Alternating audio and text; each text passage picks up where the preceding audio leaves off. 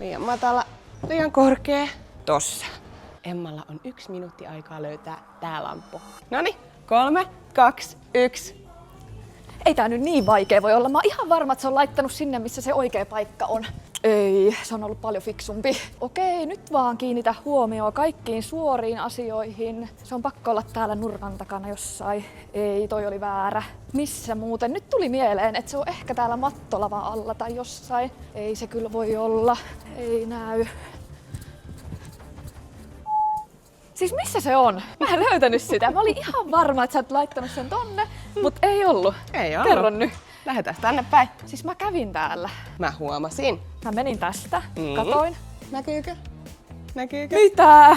Tässä! Ei! Ihan sika hyvä piilo. Ja mä vielä naamioin. Sä oot tuonut tähän näitä kaikkia niinku tämmösiä lisävalaisimia. Kyllä, kyllä. En ois löytänyt. Ei. Enkä löytänyt. Tiesin. Kommentoi, oliko tää sun mielestä hyvä piilo?